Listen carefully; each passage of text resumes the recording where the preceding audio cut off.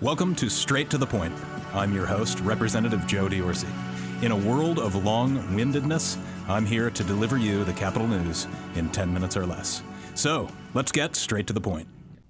Welcome, listeners. This is the Straight to the Point podcast. I'm Representative Joe D'Orsi, and I'm joined in studio today by Nate Brown of the Department of Conservation and Natural Resources. He's a state park manager here in South Central Pennsylvania. Nate, thanks for joining.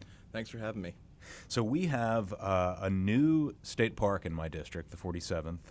It's a beautiful state park. It's called the Susquehanna Riverlands State Park. Mm-hmm. Tell me what that offers, how that park came to be, and a little bit about the land. So from my understanding, with the purchase of that park, it was potentially going to be a housing development, and the former owners kind of changed their minds and ended up selling it to the Lancaster Conservancy, who then was able to sell that to DCNR to create this new state park. So, like, as far as like acreage and some of the features of the land, what does this park offer to the public? So currently it's around 1,060 acres.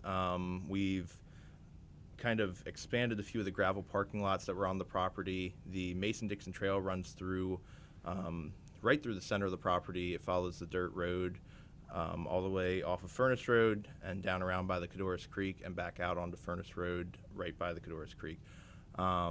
We also added a 0.7 mile trail out to an overlook and a little less than a mile and a half then round trip just an out and back. That's about all we have at the moment, and if you want to see some of the future plans, we'll have to talk about that in a little bit and come to the public meeting down the road here. Yeah. So I've been there independently. I've been there with my family. And remind me of the name of the overlook. So it is the overlook at Shaw's Rock. Shaw's Rock. Yeah. So that was a name that was there prior to. I believe it had something to do with one of the people that was doing geologic surveys in the area back in the 1800s. Mm-hmm.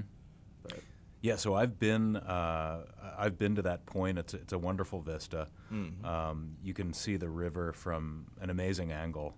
And another amazing feature, Nate, is en route to that kind of rock outcrop. You cross through certainly some fields and then some woods there right by the river. There's pawpaw groves that, like, I've never seen before. Can you kind of talk about how they're unique to this area? So that is the American pawpaw is a fruit that is very unique to South Central Pennsylvania. We actually have it at our other parks within the complex as well, Sam Lewis State Park and Susquehanna State Park. And there's a festival that's held by a local organization every year, Pawpaw Festival, and there's people that come out and you're allowed to pick them and take them home for personal use. Yeah. But it's kind of a banana-y mango type fruit, and it's seems tropical. It doesn't seem like it should be in Pennsylvania, but it's the largest native North American fruit. So this state park is, I think you said, is about 1,060 acres. Yes. Yep.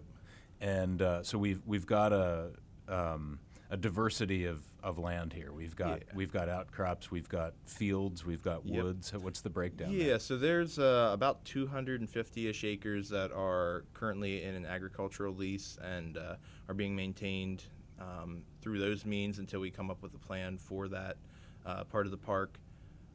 We have about 800 or so acres of just woodland that's throughout, and like you said, there's multiple overlooks. I believe with future development, the plan is to get the trails to some more of those overlooks and provide public access to those. At this point, we just have the trail to the one. We just wanted to kind of get that in there out in front of the master planning process to give people something to do when they visit the park. Yeah. So the history of the area is really intriguing. I actually pass it on the way to my district office every morning. I pass the furnace there along the creek. Can you talk about the recent purchase of the Iron Master's house and a little bit about the history of that area there? Yeah. So that was I believe 21 acres that the Iron Master's house sits on was purchased after the main parcel of the park was purchased shortly thereafter. And it's part of a National Historic District, actually. We're hoping to kind of stabilize the house, the foundation, fix some of the issues with the roofing, kind of clean up that area, and hopes to preserve it for future, potential uses, or just for the historic factor in and of itself, because it's a part of the early iron industry in America, and it has ties all the way back to the American Revolution time frame as far as the furnace goes. So Yeah. one of the signers of the Declaration of Independence actually had owned the furnace at one point. James Smith. Yeah, James Smith, yep. And it passed through several hands throughout the years. I don't have those off the top of my head, but it was there for close to 100 years, I believe, as far as in operation. Yep.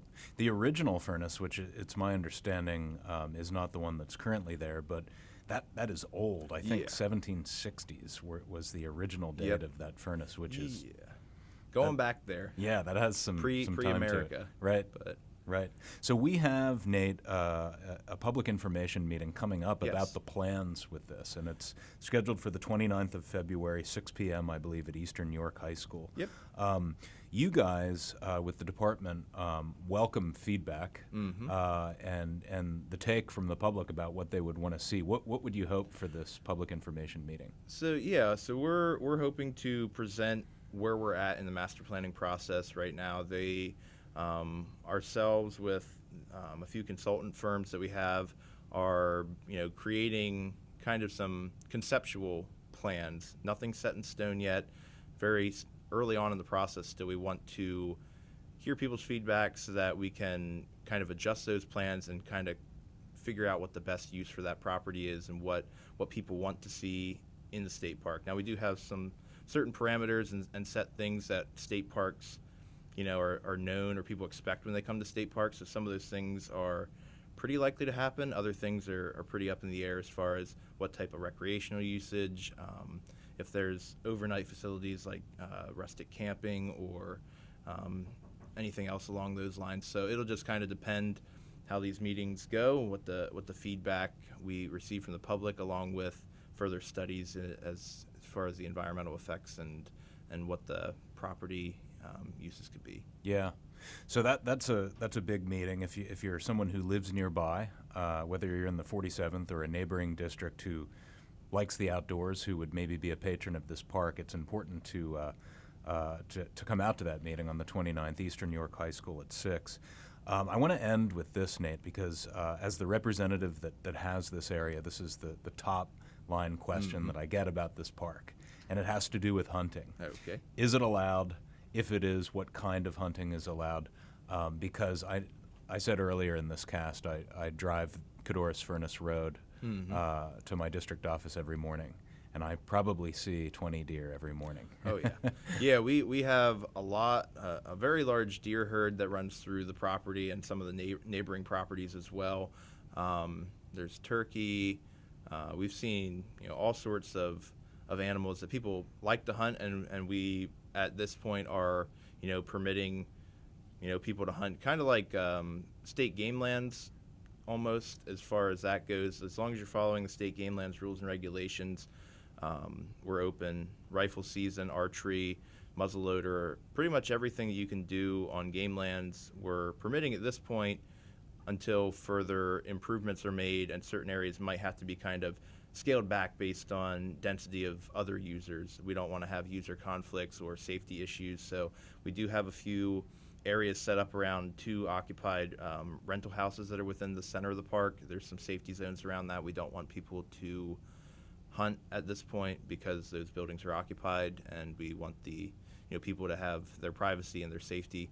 So no special permit or anything? So no special permit required. If you have your Pennsylvania hunting license, then you're good to go. Just definitely take a look at our map online, because we will update the map as things are changing with the property, and as we go through this master planning process, and kind of it'll show where hunting is permitted and what types. If you have any questions, you can always call our park office as well. Yep. So once again, 6 p.m. on February 29th at Eastern York High School. If you want to come learn about the plans A, B, C, D, and weigh in on this state park, this process, definitely join me and members of DCNR. And I just want to thank you, Nate, for joining me today. Yeah, no problem. Thanks. Definitely. Thanks for having me, and look forward to seeing you at the meeting. This has been Straight to the Point. Visit repjod.com/mypodcasts.